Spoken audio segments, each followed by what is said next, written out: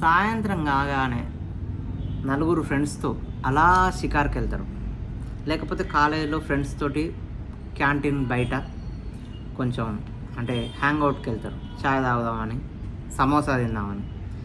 నిగనిగలాడే సమోసాలు మీరు అద్దాలలో చూసి ఎంత బాగుంది అబ్బాబ్బాబ్బాబ్బా అని లొట్టలు వేసుకుంటూ ఊరించుకుంటూ ఓ ప్లేట్ సమోసాలు 2 ప్లేట్ల సమోసాలు అమాంతంగా లేపేస్తారు. తింటారు కదా. తిన్నప్పుడు మరి దానికి అది ఎట్లా తయారవుతుంది, ఏం కథ అనేది తెలుసుకోవాలి కదా. పెద్ద పేగు క్యాన్సరు, చిన్న పేగు క్యాన్సరు ఇవన్నీ ఎందుకు వస్తాయి? ఉత్తగా వస్తాయా? మనం మనం మనం మనం తినేదాన్ని బట్టే వస్తాయి. ఏదైనా మనం తినేదానిలో ఎన్ని మైక్రో ప్లాస్టిక్స్ ఉంటాయి, ఎంత కల్తీ అయిన ఆయిల్ ఉంటుంది, ఎంత కల్తీ అయిన అల్లం వెల్లుల్లి పేస్ట్ ఉంటుంది, ఇవన్నీ కూడా ఉంటాయి. ఊకనే మనం తినంగానే నేనేం చేయలేదు సార్, హెల్తీ ఫుడ్ తిన్నా, నార్మల్ ఫుడ్ తిన్నా అని అనుకుంటే అయిపోద్దా? కాదు. మీరు తినే సమోసాలలో ఎసిడిక్ యాసిడ్ అంటే మనం ఇప్పుడు ఫ్లోర్ మాఫ్ కొడతారు కదా మామూలుగా పని వాళ్ళు, మాఫ్ కొట్టే దాంట్లో ఎసిడిక్ యాసిడ్ మనం మాఫ్ కొడుతుంది యూజ్ చేస్తాం కదా, అది కలుపుతుర్రు. ఎందుకు అనుకుంటున్నారు? అవి ఎక్కువ రోజులు నిల్వ ఉండడానికి, ఖరాబు కాకుండా ఉండడానికి.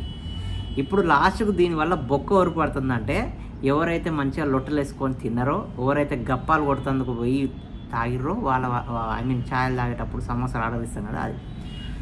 సో మీకు సమోసా తయారీలో వాడే 9 నుంచి 10 పదార్థాలు, ముడి పదార్థాలు, రా మెటీరియల్స్ ఉంటాయి కదా, అన్ని కల్తీయే. ఒక్కటి కూడా మంచి ఫ్రెష్ ఐటము, ఖరాబు కాని ఐటమ్ లేదు. అవన్నీ నిల్వ ఉంచడానికి ఎసిడిక్ యాసిడ్ ఇంకా కొన్ని రకాల కెమికల్స్ నిల్వ ఉంచడానికి, ఓకే, అవి 10 రోజులు ఉండడానికి వాడుతున్నారంట.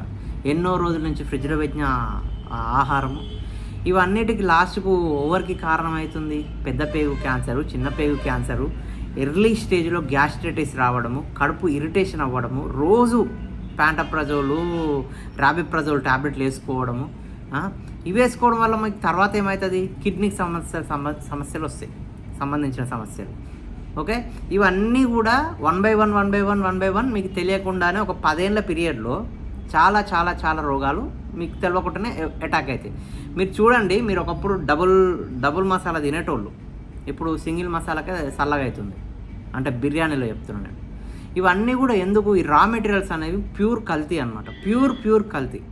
హెల్త్ పోయినాక మీరు ఏం చేసినా సర్వనాశనం. అర్థమైందా? జీవితంలో మీ హెల్త్ ఉన్న రోజుల్లో ఏదైనా 3 పూటలా నీకు నచ్చిన తిండి తిననీకి రాకపోతే 30-40 ఏళ్ళ తర్వాత నువ్వు ఏం చేసినట్టు? 20 నుంచి 40 ఏళ్ళ మధ్యలో నీ ఆరోగ్యాన్ని ఎవడు కాపాడతాడు? ఇంట్లో వాళ్ళు కాపాడతారా? ఎవ్వరికి వాడు కాపాడుకోవాల్సిందే. ఇది వాస్తవం. సమోసాలలో ఎంత తీవ్రమైనటువంటి కల్తీ ఉన్నదనేది ఈరోజు పేపర్లో పడ్డది. ఆర్టికల్లో విస్తుగొల్పి, అంటే మీరు నమ్మశక్యంగానే నిజాలు ఉన్నాయి. వివరించే ప్రయత్నం చేస్తే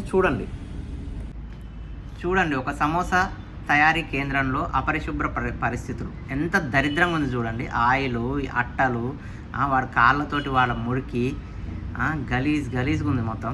అనేక హోటల్లో అత్యంత అపరిశుభ్రమైనటువంటి వంటగదులు, పెరుగు, paneer, ice cream, chocolate, chicken, mutton ఇలా అన్నిటినీ కల్తీ చేస్తున్నాం ముఠాలు. ప్రమాదకరమైన రసాయనాలు. ఓకే, చూడండి, ఎక్కువ కాలం నిల్వ ఉంచేందుకు ఇంట్లో గచ్చు శుభ్రం చేసుకున్నందుకు అసిటిక్ యాసిడ్ వాడతాం కదా, ఆకట్టుకునే రంగు కోసం పెయింట్లో టైటానియం ఆక్సైడ్, చిక్కదనం వచ్చేందుకు శుద్ధ పొడి, నిజమైన వాసన వచ్చేందుకు మార్కెట్లో వృధాగా పడేసే అల్లం వెల్లుల్లి పొట్టు, ఇవన్నీ కూడా నకిలీవి. ఓకే, ఇవన్నీ అంతులేని కల్తీ కథకు ఇది ఒక ఉదాహరణ మాత్రమే.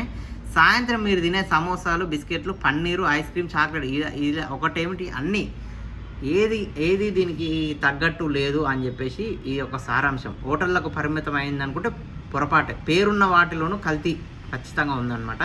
అమావాస్యకు పున్నమికో అన్నట్లు ఆహార కల్తీ విభాగం అధికారులతో అయితే చేస్తున్నారు. So Hyderabad food adulteration surveillance పేరుతో ఒక ప్రత్యేక విభాగం సజ్జనార్ సార్ గారి ఆధ్వర్యంలో జరుగుతుంది. సో ముమ్మరం చేయమంటారు. ఫిబ్రవరి నుంచి చూడండి ఏప్రిల్ 6 వరకు హైదరాబాద్లో స్వాధీనం చేసుకున్న కల్తీ ఆహార పదార్థాల వివరాలు, కేసులు, పట్టుబడిన వాళ్ళు. ఓకే, అల్లం వెల్లుల్లి పేస్ట్ 18 టన్నులు, టీ పొడి 2 టన్నులు, చికెన్ మటన్ 17 టన్నులు, చిప్స్ 100 టన్నులు, కోవా 5 టన్నులు, నెయ్యి 4 టన్నులు, పన్నీర్ 4.5, పెరుగు 2.5, పచ్చళ్ళు 9 టన్నులు. ఇవన్నీ కూడా నీ చుట్టుపక్కల ఉన్న షాపులలో కూడా దొరుకుతాయి. అంటే నువ్వు కూడా ఇండైరెక్ట్గా ఇవి తిన్నట్టే. ఇంకా క్యాన్సర్ రాకపోతే ఏమొస్తుంది?